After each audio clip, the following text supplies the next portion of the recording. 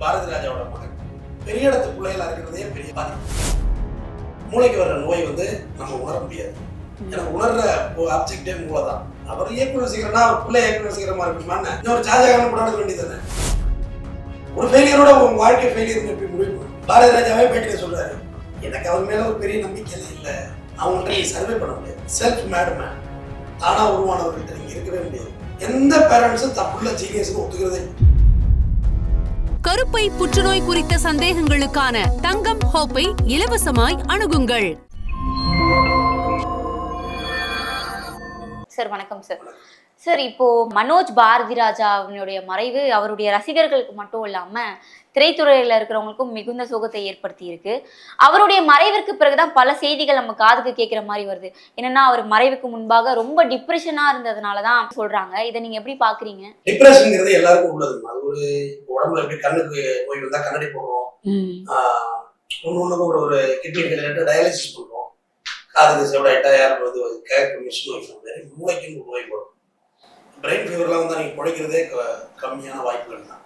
மூளைக்கு வர்ற நோய் நம்ம உணர முடியாது. எனக்கு உணர்ற ஆப்ஜெக்டே மூளை தான், உணர்ற ஆர்கனே.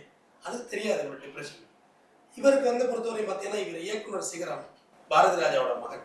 பெரிய இடத்து பிள்ளைகளா இருக்கிறதே பெரிய பாதிப்பு. தம்பிராமையா அதை பத்தி பேசியிருந்தார். பெரிய இடத்து பிள்ளைங்க எல்லாருக்குமே அந்த பாதிப்பு இருக்கு, இந்த பிரச்சனை இருக்கு. எப்படி நம்ம அப்பா வச்சுதான் நம்மள கேட்பாங்க.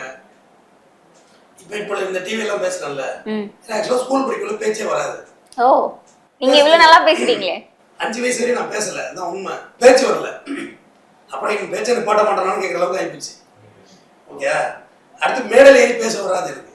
ஸ்கூல் படிக்கக்குள்ள எல்லாம் சொல்றாங்க குழந்தையில இருந்து வரணும், அதெல்லாம் வரவே வராது எனக்கு. ஆனா என் பேரை எல்லாத்துலயும் கொடுத்துருவாங்க. ஏன்னா எங்க அப்பா பெரிய பேச்சாளர், எங்க தாத்தா ஒரு பேச்சாளர், எல்லா பேரும் என் பேரை எழுதி வச்சுருவாங்க. எனக்கு பேச வராது. ஓடி ஓடி இருக்கு. அன்னைக்கு ஸ்கூலுக்கு வராம எங்க ஒரு இடத்துல அடி வாங்கிக்குவோம், பார்த்துக்கோன்னு. ஏன்னா வராது எனக்கு. அப்பாவுக்கு உங்களுக்கு வரணும்னு அவசியம் இல்லையே. அது ஏதோ விஷயம். அவர் இயக்குனர் சீக்கிரம்னா அவர் பிள்ளை இயக்குனர் சீக்கிரமா இருக்குமான்னு இல்லையா? அப்ப பாரதி ராஜாவோட அப்பா என்னவா இருந்தாரு, அவர் எப்படி இயக்குனர் ஆனாரு? அது வேற லைஃப் ஸ்டைல். இவரை வச்சு முதல்ல தாஜ்மஹால்னு ஒரு படம் எடுத்தாரு. யாரு? பாரதி ராஜா தான் எடுத்தாரு. 99ல் பாட்டு எல்லாமே ஹிட்டு, இன்னைக்கே ஹிட்டு. அந்த ஹீரோயினும் பெருசா ஸ்டைன் பண்ணல. அவங்க அந்த ஹலோன்னு ஒரு படம் நடிச்சாங்க பிரசாந்தோட, ஸ்டைன் பண்ணல. ஏமா தியாகராஜன் எவ்வளவு பெரிய இயக்குனர், எவ்வளவு பெரிய நடிகர்மா, அவருக்குள்ள பிரசாந்த் ஸ்டைன் பண்ணலையே. தமிழ் சினிமாவிலே அழகானவர் பிரசாந்த் மட்டும்தான். கரெக்ட். அந்த கலர் மேக்கப் போடாம ரோஸ் வந்தாரு, செட் ஆகலையே. பர்சனல் லைஃபும் தோத்து போச்சு, குடும்பமும் தோத்து போச்சு. டைவர்ஸ் ஆகி ஒரு வழி ஆகிட்டார். இந்த இருக்க இவ்வளவு பெரிய பில்டிங் அவரோட தான் பின்னாடி இருக்காரு. ஸோ எதுக்கு சொல்றாருன்னா, பாரதி ராஜா எவ்வளவு பேரை உருவாக்குனாரு. ஒரு மண்ணை கொடுத்தாலும் அவர் நடிகர் ஆக்கிடுவாருன்னு பெருமைப்படுறாங்க. பட் பிள்ளைய ஆக்கலையே அவர். தாஜ்மஹால் தானே ஃபெயிலியர் ஆச்சு. இன்னொரு படம் ஆக்ரான்னு எடுக்க வேண்டியதானே, இன்னொரு ஷாஜகான் படம் எடுக்க வேண்டியதானே. ஒரு ஃபெயிலியரோட உங்க வாழ்க்கை ஃபெயிலியர்னு எப்படி முடிவு பண்ண முடியும்? அப்போ ஒரு படத்துல தானே சார் கை கொடுக்க முடியும், எல்லாத்துலயும் கை கொடுத்துட்டே வர முடியாதுல்ல. நடிகர் விஜய் இருக்காருல்ல, 200 கோடி ரூபாய் உச்சத்தில் இருக்கும் நான் அப்படின்றாருல, இந்த உச்சத்துக்கு யாரு கொண்டு வந்தாலும் கேளுங்க போய். அவங்க அப்பா ஒரு படத்துக்கு ஒரு வீட்டை வந்தாரு, எஸ்ஏசி. இப்ப பல வீடுகள் வாங்கிட்டாங்கல்ல. இப்போ நீங்களும் அந்த வாய்ப்புகளுக்கு ஏற்படுத்தி கொடுத்துருவீங்கல்ல. ஒரு படத்தை தான் ஹெல்ப் பண்ணணும்னு சொல்றீங்க. பாரதி ராஜாவே பேட்டியில சொல்றாரு, எனக்கு அவர் மேல ஒரு பெரிய நம்பிக்கை எல்லாம் இல்லை அப்படிங்கிறாங்க. ஆனா மார்கழி திங்கள்ல ஒரு படம் எடுத்தாரு, நல்லா இருக்கும் அந்த படம். கடல் புகழ்னு ஒரு படம், அது நல்லா இருக்கும் இருக்கு.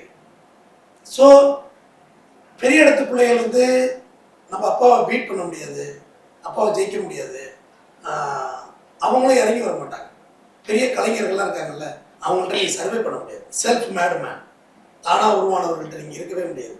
இளையராஜா சார் இருக்காருல்ல, அவர் குடும்பங்கிறது இருக்க முடியாது அவர்கிட்ட. ஏன்னா அவரு 70-80 வயசுல அவரே சிம்பனை எடுத்துக்கிட்டு லண்டன் போறாரு. பிள்ளைங்கள்ட்ட கொடுத்து அதை செய்ய வைக்கலாம், பரவாயில்ல போய் போட்டுக்கிறாரு, நீ அந்த கிரெடிட் எடுத்துக்க. என்ன இருக்கு கெட்டு போச்சு? கமலஹாசன் பாருங்க, ஏஐ படிக்கிறது லண்டன் எங்க போறாரு, பிள்ளைங்களை தான் படிக்க அனுப்பணும். நீங்க போய் கத்துங்க, எங்களுக்கு காலம் முடிச்சு போச்சு. இவங்க தனக்கு வயசாயிட்டுனே முடிவெடுக்கிறது இல்லை. இன்னும் ரஜினி ஹீரோவா தான் அடிக்கிறாரு. அவரு வேற ரோல்லாம் மாத்திக்கல, அவரு கடைசி வரையும் அவங்க அப்படியே தான் இருக்காங்க. ஏன்னா அவங்க நடிச்சாலும் ஹீரோவா நடிச்சாலும் பாக்குறதுக்கு ஆள் இருக்குல்ல சார். சிவாஜி கணேசன் இருக்காரு, அவங்க பிள்ளைங்க அந்த அளவுக்கு ஜெயிக்கல. காரணம் அவங்க தான் உச்சபட்சமா வாழ்ந்துட்டு போறாங்க. அதே திறமை பிள்ளைங்கள்ட்ட வரணும்னு எப்படி இருக்கு? மனோஜை பாத்தீங்கன்னா இவர் போய் சங்கர்ட்ட போய் ஒர்க் பண்ணிருக்காரு, எந்திரன்ல. ரஜினிக்கு டூப்பே போட்டிருக்காரு. ஒரு அசிஸ்டன்ட் டைரக்டர் வேலை பார்த்துருக்கேன். ஃபர்ஸ்ட் பம்பாயில் போய் மணிரத்னத்துக்கு ஒர்க் பண்ணுறாரு, பம்பாய் படத்தில் அசிஸ்டன்ட் டைரக்டரா. இப்போ இறந்த பிறகுதான் இதெல்லாம் தெரிய வருது இந்த விஷயங்கள்லாம். ஓப்பன் ஹார்ட் சர்ஜரி பண்ணுறாரு, பண்ணி சரியாக வரல. எவ்வளோ காசு பொருளாதாரம் இருந்தாலும் சரியாக வரல. அந்த ஆர்கன் அவ்வளோதான் தாங்குது, மெட்டபாலிசம். அது மேலே சப்போர்ட் பண்ணல சார். அப்போ மனோஜோட டிப்ரெஷனுக்கு பாரதி ராஜாவும் ஒரு காரணமா சார்? நிச்சயமா. அவரே சொல்றாரு, மனோஜ் நீங்க எங்க போனாலும் ஒரே தடையா இருக்கீங்க, அப்பா தான் நினைக்கிறேன் அப்படின்னு. அம்மா நீ யார்கிட்ட ஒரு பழமொழி சொல்லுவாங்க கிராமத்துல, வாத்தி விட்டுக்குள்ள யார்கிட்ட டியூஷன் போறது அப்படின்னு. அந்த மாதிரி அந்த கதையா? எப்ப உங்க அப்பாவே பெரிய வாத்தியா, நீ என்ன டியூஷன் வர்ற எங்கிட்ட அப்படின்ற மாதிரி ஆயிடும். என்ன சார் இது ஒரு ஈகோவா சார்? ஏன்னா வந்து நானே ஒரு பெரிய டைரக்டர், நீ எனக்கு மேல எப்படி வரேன்னு பார்க்கலாம் அப்படின்ற ஒரு ஈகோவா இல்ல எப்படி சார்? அப்படி இல்லம்மா. நம்ம சின்ன பிள்ளைங்க நடவண்டி நடக்குது, கீழே விழுந்துடும், பூச்சி நடக்குது, நம்ம அப்ப பிடிச்சி நடக்க வைப்போம். ஆனா அந்த பிள்ளை 40-50 வயசுமே கீழே வந்துடும் நினைக்கிறது எவ்வளவு பெரிய அறியாம. எந்த பேரண்ட்ஸும் தப்புள்ள ஜீனியஸ்னு ஒத்துக்கிறதே இல்லை. அவனுக்கு என்ன தெரியும், சின்ன பையன், அவன் ஒரு ஏமாந்துருவான், தோத்துருவான். அப்படிலாம் யாருமே கிடையாது. மட்டம் தட்டியே வச்சிருக்கிறது. இப்ப நீங்க கையை பிடிச்சிட்டு எவ்வளவு நாள் வரப்போறீங்க? இறந்துட்டான், உங்களுக்கு முன்னாடியே இறந்துட்டான். உலகத்திலே சோகத்திலேயும் சோகம் புத்திர சோகமா? நம்ம இருக்க நம்ம பிள்ளைங்க சாப்பிடறத விட பெரிய பாவம் கொடுமை சோகம் எதுவுமே கிடையாது. அது ஜீரணிக்கவே முடியாது. அதை இவ்வளவுதான் பிரிவு இருக்கட்டும், கோபம் இருக்கட்டும், பாரதி ராஜாவை அவருக்கு பேச்சுவார்த்தையே இல்லாம கூட இருந்திருக்காரு ஒரு இடத்துல. ஆனா அது ஜீரணிக்க முடியாது. இன்னொன்னு, அங்க வந்தவங்க எல்லாமே மனோஜுக்கு யாருமே வரல. நானும் போயிருந்தேன், பாரதி ராஜா தான் எல்லாரும் வந்திருந்தாங்க. உங்க முகத்துல வந்து ஒரு இனிஷியல் உருவாகாம நம்ம அப்பாவோட நிழல்ல இருக்கிறதே உங்களுக்கு பெரிய டார்ச்சர் ஆயிடுமா? நிச்சயமா. வர்ற ஃபோன் கால் எல்லாமே அப்பா அப்பா அப்பான்னு வந்தா உங்களுக்கு எப்படி இருக்கும்? அப்ப நான் ஒண்ணுமே இல்லையா, என்னால எதுவுமே பண்ண முடியலையே. சந்தோஷ் சுப்ரமணியன் ஒரு படம் இருக்கு, என்ன போட்டு பாருங்க, நேர்களுக்கு சொல்றேன். அந்த அப்பா நல்ல அப்பா, பிரகாஷ் ராஜ். ஒரு பிள்ளைக்கு சட்டை எடுக்கிறதுனா போய் விலை கூட சட்டை தான் எடுக்கணும். பிள்ளைக்கு சட்டை எடுக்க போவான், காலையில சாயந்தரம் வரையும் ஆயிட்டா, எவ்வளோ டிசைன்ஸ் இருக்கு, லேட் ஆயிடுச்சு, சந்தோஷ் சட்டை எடுக்கிறேன் அப்படின்னு சொல்லுவார்.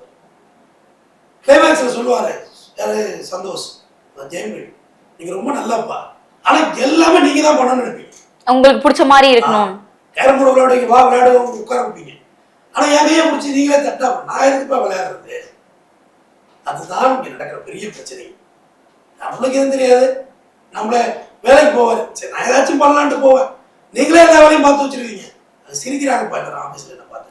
அதுதான் மனோஜுக்கு ஏற்படும் சார். அவரோட ஸ்ட்ரெஸ்ஸுக்கு மிக முக்கிய காரணம் வந்து சினிமா துறையில சினிமா வந்து அவருக்கு கை கொடுக்காம போனதுதான் அப்படின்றாங்க. இப்ப இயக்குனரோட மகன் அப்படின்னாலே நிறைய சான்சஸ் வர்றதுக்கான வாய்ப்புகள் இருக்குல்ல சார்? அப்படி இருந்தும் ஏன் அவரால் தலை தூக்க முடியல?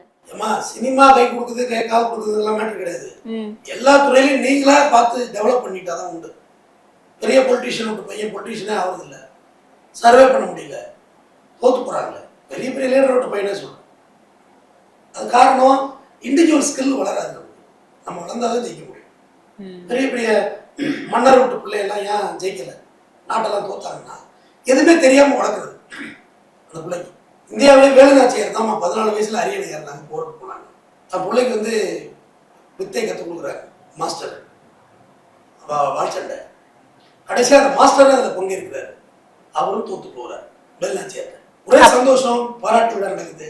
இப்போ மன்னருக்கு ஒரு சின்ன மனசுல ஒரு நெருடு, ஒருவேளை நம்ம பொண்ணுன்னு மாஸ்டர் தோத்துட்டாரோ, ஏன்னா மன்னரோட பொண்ணு. அதை மாஸ்டர்கிட்ட கேட்குறாரு, இப்படி இருக்கலாம் அப்படின்னு.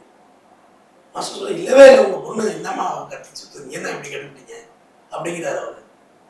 ஆனால் வேலுநாச்சியார் தனியாக வந்து அவங்க பாட சொல்லுது, அப்பா நான் உங்களுக்கு ஒரே மகள், செல்ல மகள், நான் தோத்துட்டேன்னா நீங்கள் ரொம்ப வருத்தப்படுவீங்க, நாளைக்கு இந்த அரசாட்சியே என்னை நம்பி தான் விட்டு போகணும் அப்படிங்கிறதுனால கூட எல்லாரும் என்கிட்ட தோத்துருக்கலாம்ப்பா. மாஸ்டரே என்கிட்ட தோத்துட்டாருக்குள்ள நான் என்ன அவ்வளோ பெரிய திறமையானவளா, நீங்க வருத்தப்படக்கூடாதுன்னு தோத்துருக்காரு போல இருக்கு. நம்ம தான் தூக்கி பதவியை கொடுக்குறாரு, உனக்கான தகுதி வந்து விட்டது, உனக்கு தான். எப்ப இந்த தன்னடக்கம் வந்துட்டோ, உன் வெற்றி எனக்கு முழுமையா வந்ததா, என் திறமையா வந்ததா, இல்லை விட்டு கொடுக்கப்பட்டதாங்கிற கேள்வி வந்துச்சுல்ல, அப்போ உனக்கு தகுதி வந்துட்டு கொடுக்குறாரு வேலுநாச்சியார். எத்தனை பேர் இந்த டெஸ்ட் வச்சாங்க, எத்தனை பேருக்கு இது தோணி இருக்கும். பாரதி ராஜா வச்சு மார்கழி திங்கள் படத்தை பற்றி பாருங்க, அது நல்லா இருக்கும். ஃபர்ஸ்ட் படம் தாஜ்மஹால் கதாநாயகனா இருக்கிறார். இவ்வளோ மண்ணோட மனமா கதை கொடுத்த பாரதி ராஜா தான் பிள்ளைக்கு ஒரு நல்ல படம் கொடுக்கலங்க தானே உண்மை. நீங்க தான் இயக்குனர் சேகரம், நிச்சயமா நீங்க தான் நேட்டிவிட்டியோட ஏமா அன்னைக்கு நடிக்க வச்ச அவர் பாரதிராஜா அறிமுகப்படுத்துறதுலாம் பாருமா. ராதாவுக்கு வயசு என்ன, முதல் மரியாதை இல்லை. சிவாஜி ஒரிஜினலாவே 65-70 வயசு கேரக்டர் தான் வருவாப்புல. அவங்க 2 பேருக்குள்ள ஒரு காதல் கொடுக்க முடிஞ்சது, படம் சக்சஸ் பண்ண முடிஞ்சதுமா. சொல்றேன், உதாரணத்தை சொல்றேன். சொந்த மகனுக்கு ஏன் அந்த மாதிரி கொடுக்க முடியல? தப்பு எங்க இருக்கு? நீங்க தானே நல்லா படம் போட்டுருக்கோம். நீங்க ஏன் டைரக்டர்மா ஒரு மண்ணை தூக்கி பிடிச்சி வச்சு பிள்ளையாராங்கிற கேரக்டர் நீங்க. ஒரு பையனுக்கு எது வரும் வராதுன்னு அவருக்கு தான் தெரியும்.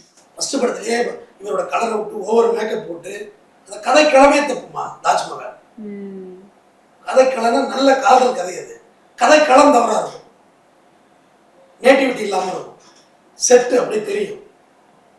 அப்ப அடுத்த படம் சரி பண்ணிருக்கணும். ஒரு சமுத்திரத்துல நல்லா தான் நடிச்சிருப்பாரு. ஆமா, வருஷம் வசந்தம்லாம் நல்ல பாட்டு, இன்னைக்கு மாஸ்டர் பீஸ். அந்த பாட்டெல்லாம் நல்லா தான் இருக்கும், அந்த படமும் நல்லா தான் இருக்கும். நான் கல்லூரி போய் பார்த்த படம் முதல்ல தஞ்சாவூர்ல, அந்த படம் தானா? சார், இப்போ நம்ம பாரதி ராஜா சாரை பத்தி பேசும்போது இப்போ பிரபலங்களை வந்து சாதாரண மக்கள் வந்து ரொம்ப பெரிய அளவுல பாக்குறாங்க. இவங்கலாம் இப்படி இருக்காங்க அப்படின்னு ரொம்ப பெரிய அளவுல பாக்குறாங்க.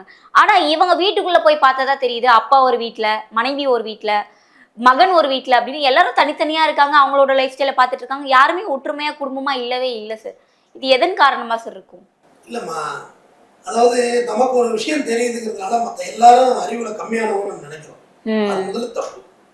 நீ வந்து எவ்வளோ டில்லிக்கே ராஜானா பள்ளிக்கு உள்ளம்பாங்கல்ல, நீ எவ்வளோ பெரிய ஆளாக இருந்தாலும் வீட்டுக்குள்ள வந்தா அவ்வளோ மரியாதை தான் இருக்காது. ஏன்னா வீடுங்கிறது வேற. நீ வீட்டுக்கு வந்தா அப்பாங்கிற கேரக்டர் தான் நீ இருந்தாகணும், மனைவிங்கிற கேரக்டர் தான் இருக்கணும், புள்ளங்கிற கேரக்டர் தான் இருக்கும். வீட்டுக்கு வந்தா வேற உலகம். ஆனா இவங்க அப்படி மாறுறது இல்லை. வீட்டுக்கு வந்தாலும் தனக்கு எல்லாமே தெரியும், நாங்கள் தான் ஜீனியஸ் அப்படின்ற மனநிலை இவங்கள்ட்ட இருக்கும். இது இவங்கள்ட்ட இல்லைம்மா, நிறைய பார்த்துட்டேன். தனிப்பட்ட வாழ்க்கை சக்சஸ் ஆகும். பெரிய செலிபிரிட்டி, பெரிய எழுத்தாளர், பெரிய பேச்சாளர்களாம் பர்சனல் லைஃப் சக்சஸ் ஆகும். ஏன்னா தொடர்ந்து பல டிவோர்ஸ் நம்ம பார்த்துட்டு வரோம் சார். நடிகர்களா இருக்கட்டும், பாடகர்களா இருக்கட்டும், மியூசிக் டைரக்டர்ஸ், ரைட்டர்ஸ் எல்லாருமே. எதனால இவங்க இப்படி பண்றாங்க? ஏன்னா நம்ம ஒரு பெருசா பாக்குற ஒருத்தவங்க திடீர்னு டிவோர்ஸ்னு வந்து நிக்கிறாங்க அப்படின்ற மாதிரி ஆயிருது சார். அதான்மா, நமக்கு எல்லாம் தெரிகிற மனநிலைக்கு வந்துருவாங்கம்மா அவங்க. அது கூட சரிதான். மற்றவங்களுக்கு எதுவுமே தெரியாது நினைக்கிறது ரொம்ப ஆபத்து இல்லை. அவங்களுக்கு விஷயங்கள் தெரியும். இந்த உலகத்துல வாடுறதுக்கு அறிவு போகுது. எக்ஸ்ட்ரானரின்னு சொல்றாங்கல்ல, எக்ஸ்ட்ரானரி அவங்களோட எல்லாம் இருக்க முடியாதுமா. நிறைய இந்த பெண்ணியவாதம்லாம் பயங்கரமாக பேசுவாங்க, இடவிடமா பேசுவாங்க. பட் அவங்க தனிப்பட்ட வாழ்க்கையில சக்சஸ் இருக்கு. ஏன்னா தனிப்பட்ட வாழ்க்கையில சக்சஸ் ஆகிறதுக்கு நிறைய விட்டு கொடுத்துருக்கணும். அது அதில் இருக்காது. நிறைய காம்ப்ரமைஸ் பண்ணிக்கணும். ரைட், பரவாயில்ல, அப்படிதான் இருப்பாங்க. நம்ம பேசுறோம்ல அந்த டிவியில, இவ்வளவு பேர் கீழே பாக்குறாங்கல்ல. இதே எங்க அம்மாட்ட போய் சொன்னாலோ, இல்லை எங்க அப்பாட்ட சொன்னாலோ, எங்க அக்காட்ட சொன்னாலோ, எங்க வீட்டுல சொன்னாலோ அது பெருசா எடுத்துக்க மாட்டாங்க. ஆமா, ஏதாவது சொல்லிட்டு இருக்காங்க அப்படின்ற போய் பேசிட்டு கிடக்கலாம் அப்படின்னு போயிடுவாங்க. நான் அவங்கள்ட்ட எதிர்பார்க்க முடியும். இந்த புரிதல் என்கிட்ட இருக்கு.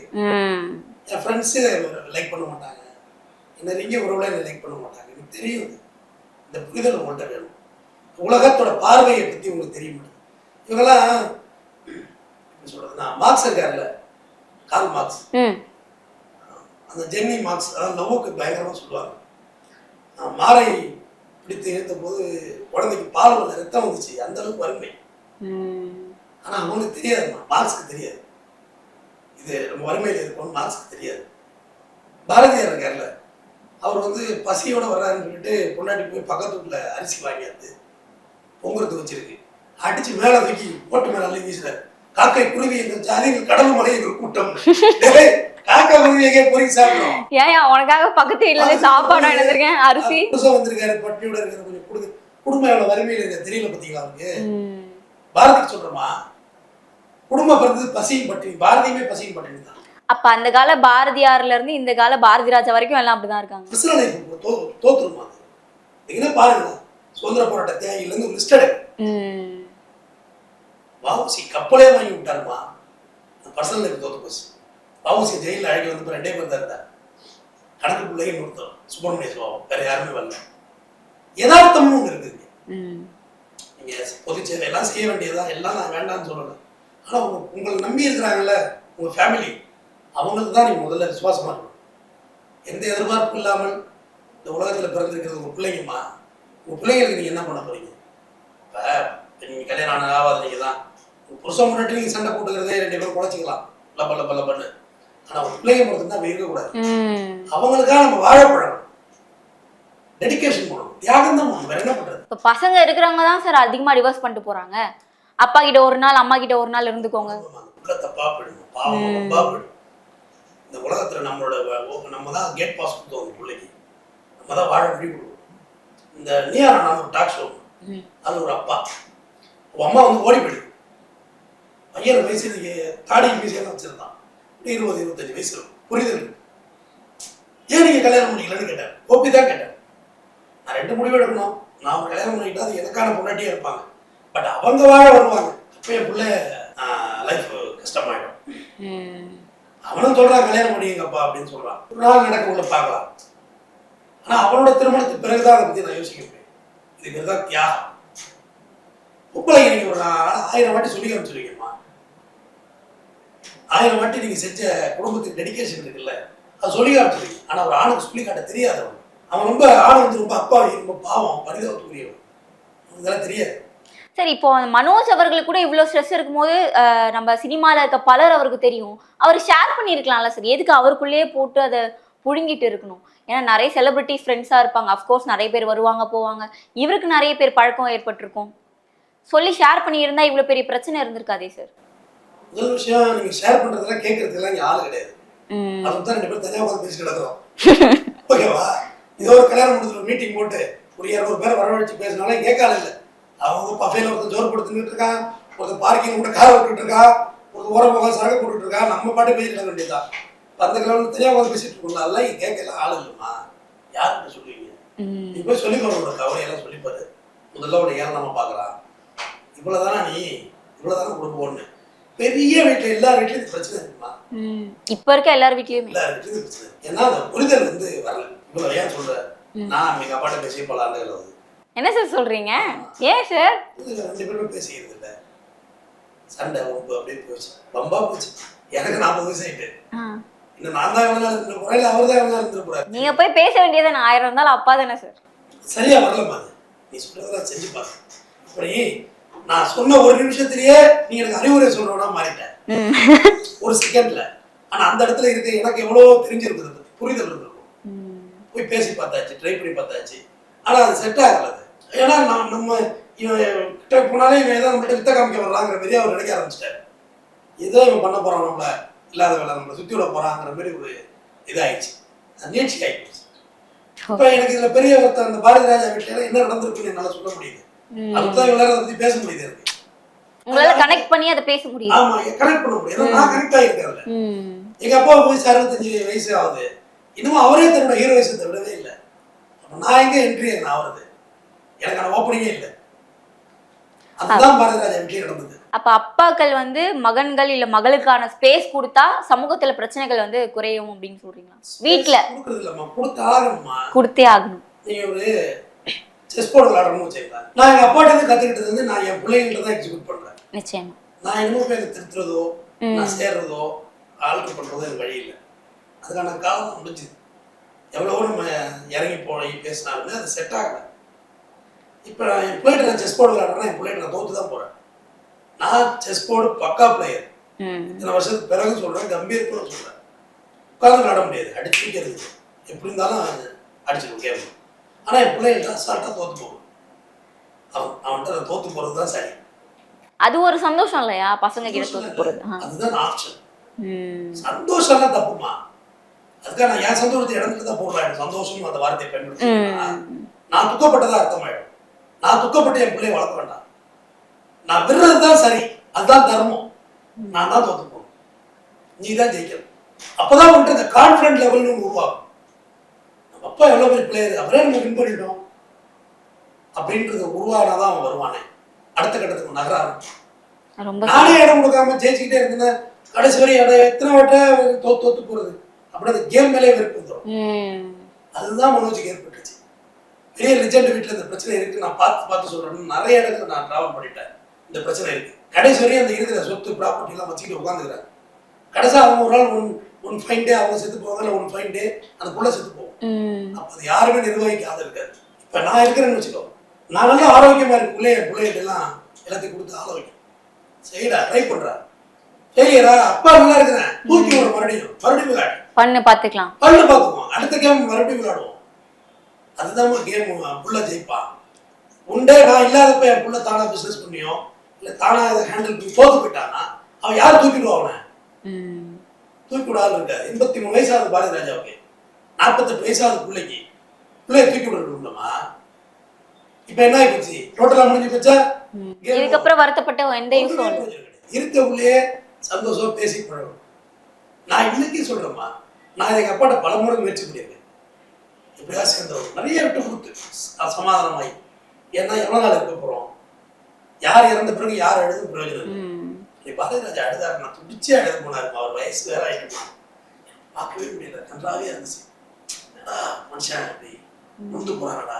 சிகரம்ங்கிறவங்க வந்து ஒண்ணுமே இல்லடா நீ அப்படின்னு சொல்றது தானே மாப்பிள்ள செத்து போச்சுன்னா நீ ஒண்ணுமே கிடையாது டெமாலிஷ் நீ வாழ்ந்த வாழ்க்கையே ஒரு சாபக்கே முடிஞ்சது அது எவ்வளவு சங்கடமா இருக்கும் அதுதான் நான் நினைச்சு பார்ப்பேன் நாளைக்கு எங்க அப்பா ஒண்ணுன்னா நான் உட்காந்து அழுகுறதோ எனக்கு ஒண்ணா அவர் அழுகுறதுனால எந்த பிரயோஜனமும் இங்க கிடையாதுதான் இருக்கவங்களே பேசிட்டு வேண்டியதான் ஓமா பேசி சரி பண்ணி சமாதானம் இப்போடணுங்கிறது எவ்வளவு முயற்சி பண்ணேன் அப்படி எதுவுமே எங்க வீட்டில் நடக்கல அதேதான் பாரதிராஜா வீட்லையும் பிரச்சனை ஏன்னா அவங்க வந்து தன்னை ஒரு பெரிய லிஜெண்டா நம்புவாங்க எல்லாம் தெரியும் இலக்கியம் தெரியும் மொழி தெரியும் நமக்கு இப்போ இதெல்லாம் ஒன்றும் தெரியாது அப்படின்னு அப்படிலாம் யாரும் தெரியாமலாம் யாரும் போடல எல்லாருக்கும் எல்லா விஷயமும் தெரியும் இப்போ நம்ம நினைச்சிட்டு இருக்கோம்ல இந்த குடும்பத்தையே தாங்கி பிடிச்சிட்டு இருக்கோம்னு நீ வேலைக்கு வர்றம்மா இந்த குடும்பத்தையே நீ தாங்கி பிடிக்கிறதா உன் மனசுக்குள்ள ஒரு எண்ணம் இருக்கும் ஆமா சார் ரயில்ல போக்குள்ள மழையில நடந்து போ நம்ம இவ்வளவு கஷ்டப்படுறோமே அப்படின்னு கனிமொழினா குடும்பமே இல்லைன்னு அதெல்லாம் ஒண்ணும் இல்லை நம்ம இல்லைனாலும் குடும்பம் இருக்கும் நான் மனசுக்குள்ள நம்ம தான் எல்லாத்தையும் கட்டி காத்துட்டு இருக்கோம் அதெல்லாம் இல்லை நான் இல்லைன்னா எனக்கு பெட்டராக இருப்பாங்க இதான் உலக இயற்கை இதான யதார்த்தம் இந்திரா காந்தி சுட்டுக் கொல்லப்பட்டாங்க காங்கிரஸ் அடுத்தவங்க வீட்டில் லீட் பண்ணவே இல்லையா லீட் பண்ணாங்கல்ல ராஜீவ்காந்தி படுகொலை செய்யப்பட்டார் அடுத்தவங்க வீட்டில் லீட் பண்ணாங்களா இல்லையா லீட் பண்ணுவாங்கம்மா ஜெயலலிதா செத்து போயிட்டாங்க அடுத்த அந்த கட்சியை லீட் பண்றாங்களா இல்லையா கலைஞர் செத்துட்டாரு அடுத்தவங்க ஃபுல்லாக அதை விட சிறப்பாக எடுத்து லீட் பண்ணலையா எல்லாமே எல்லாம் பெட்டராக தான் இருக்கும் நம்ம நினைச்சுக்கிறோம் அவங்க தான் ஆளுமைகள் மற்றவங்களாம் ஆளுமைகள் இல்லை அப்படின்னு நினைச்சிட்டு இருக்கோம் இப்போ எம்எஸ்சி இறந்து போயிட்டாரு இசையிலே பெரிய அது பிறகு இசையில் ஆளே இல்லாமல் போயிட்டான்னு பாலச்சந்தர் செத்து போயிட்டாரு தமிழ் சினிமா டைரக்டர் இல்லையா நம்மளை விட அடுத்த ஜெனரேஷன் பெட்டரா செய்வாமா இந்த செல்லில் இந்த ஜிபே கூகுள் பே டவுன்லோடெல்லாம் பண்ணுறோம்ல பாட்டெல்லாம் டவுன்லோட் பண்ணி வச்சிருக்கல இது எதுவுமே எனக்கு தெரியாது என் பையன் பண்ணான் அடுத்த ஜெனரேஷனுக்கு வழி விட்டா போதும் அடுத்த ஜெனரேஷன் நம்மளோட பெட்டரா செய்யும்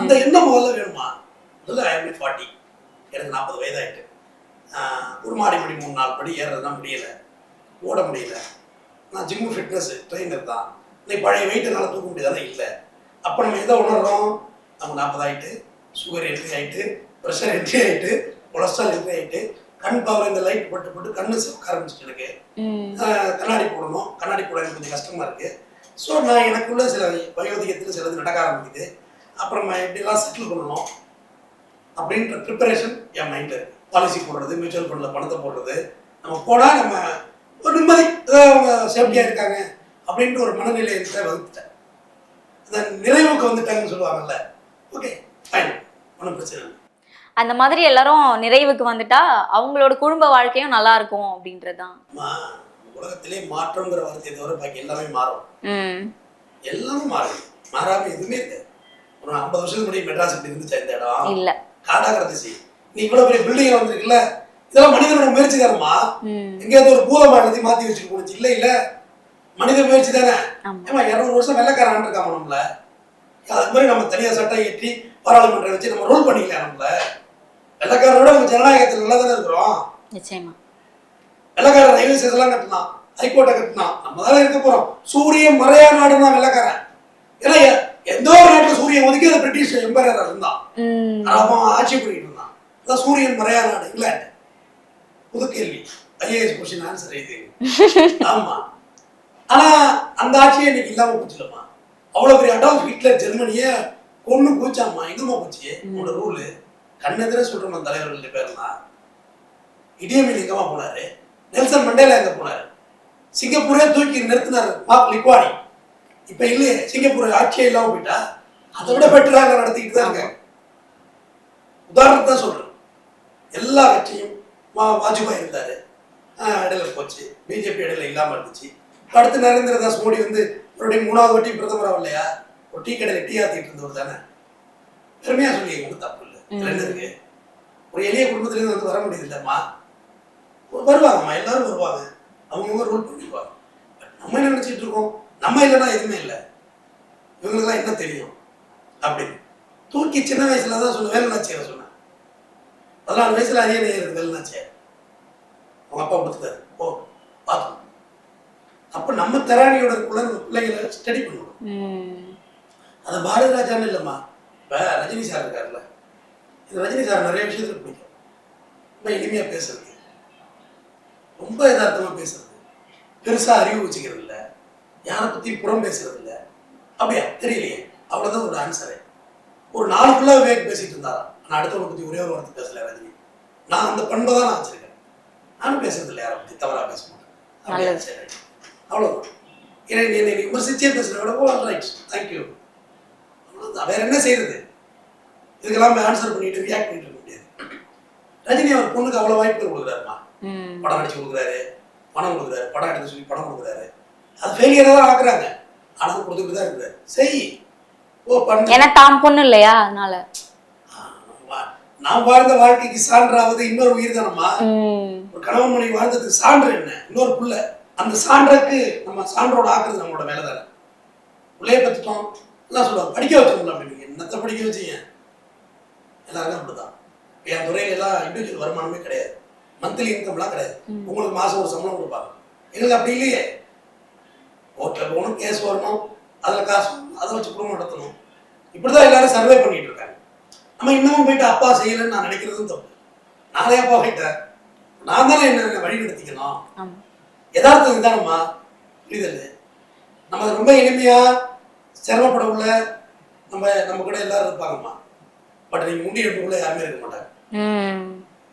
நிதர்சனமான உண்மை. யதார்த்தம் தான்மா. நீங்க முண்டி கிளம்புறீங்கல்ல, உங்க கூட யாருமே இருக்க முடியாது, இருக்க மாட்டாங்க. அது ஜாதக பலனாக வச்சுக்கோங்க, எப்படி அவங்களுக்கு எப்படி தோணுதோ வச்சுக்கோங்க, இருக்க மாட்டாங்க. விமர்சனங்கள் அதிகமாக இருக்கும். 100 200 நம்ம வந்து அடுத்தவங்கள்ட்ட கைமாத்து வாங்குற வரைக்கும் நம்ம நல்லவனா தெரியும். ஏன்னா திட்டத்துக்கு ஒரு ஆள் இல்லை, அதுதான் பிச்சைக்காரன் காசு வாங்குறது அப்படின்னு சொல்லணும்ல. ஓகே, ஒரு பிச்சைக்காரன் தான் பிச்சைக்காரன் ஆக்கி உனக்கு பணக்காரன் ஆகிறான். உண்மைதானே? நான் உன்கிட்ட பிச்சை கேட்கறது தான் நீ போடுற, அப்பதான் நீ ஒரு ரிச் பீப்புள். நான் அதுக்கு பிச்சைக்காரனை மாறணும், அதை ஏற்றுக்கிற உலகம். ஒரு பிச்சைக்காரன் நல்லா ட்ரெஸ் போட்டுருந்தா ஏன் உங்களால் ஏற்றுக்க முடியல? பிச்சைக்காரன் வேணா அழிப்பு துணி போட்டுக்கிட்டு குளிக்காம தலையில விரிச்சு போட்டு வந்து காசு கேட்டால் தான் கொடுக்கணுமா? டீசெண்டாக ஒரு இன் பண்ணிட்டு உங்களை காசு கேட்கக்கூடாதான்னு கேட்குறேன். ஏமாத்துவாங்க அப்படின்னு நினைப்பாங்களே பிச்சைக்காரங்கன்னா, இப்படிதான் இருக்கணும்னு ஒரு யாரும் உங்களுக்கு இந்த ஒரு மூளையில பிறடுது தவறு. என் பசிக்கு தானே பிச்சை எடுக்கிறேன். என் நல்லா ட்ரெஸ் பண்ணிட்டு கேட்டாங்க, நான் கேட்குறேன், ஒரு ஐடியா கேட்டு பார்த்தானே, என்ன தப்பு? பப்ளிக்கோட ரியாக்ஷன் எப்படி இருக்குன்னு பார்ப்போம்மா. எவ்வளோ ப்ராக் பண்ணுறாங்கல்ல, அடுத்தவனை முட்டாளாக்கி தான் நீ சந்தோஷப்படுத்துன்னு நினைக்கிறேன். நீ முட்டாளாக்கி அடுத்தவனை சிரிக்க வைக்கிறியா? ப்ராங்க் ஷோ பண்ணுறாங்கல்லம்மா, அடுத்தவனை போய் ஹோட்டலில் சாப்பிட்றவனை ஒம்பிழுத்து அது இது பண்ணுறாங்க. செட்டிங்காக கூட இருக்கட்டும், நம்மளை அசிங்கப்படுத்தி சிரிக்க வைக்கணும். அதான் எனக்கு வடிவேலுக்கு ரொம்ப பிடிச்சது. டாமினேட் பண்ணி அவர் யாரையும் சிரிக்க வைக்கல. அதனாலதான் அவரும் வளர்ந்தாரு. தன்னை தானே தாழ்த்திக்கிட்டு தான் அடி வாங்கிக்கிட்டு, அதுதான் காமெடியோட உச்சபட்சம்.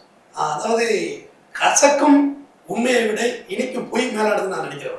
நம்ம தலையெல்லாம் வச்சு போட்டுட்டு சேவல் கலர்ல சுடிதார் போட்டுட்டுன்னு சொன்னா அது உங்களுக்கு எவ்வளவு கஷ்டத்தை ஏற்படுத்துது. நல்லா இருக்குமா அவங்க ட்ரெஸ்ன்னு சொல்லி பாரு, சந்தோஷம். அதுல ஒரு சிரிப்பு, சந்தோஷம். அடுத்தவனை அசிங்கப்படுத்தி, அடுத்தவனை அவமானப்படுத்தி, அடுத்தவனோட வேதனையில நம்ம சிரிக்கிறது பேர் அழகே இல்லை. அடுத்தவனோட சிரிப்புல தான் சந்தோஷம் இருக்கு. ஏழையின் சிரிப்பில் தான் இறைவனை காண முடியும். நன்றி. நன்றி சார். கருப்பை புற்றுநோய் குறித்த சந்தேகங்களுக்கான தங்கம் ஹோப்பை இலவசமாய் அணுகுங்கள்.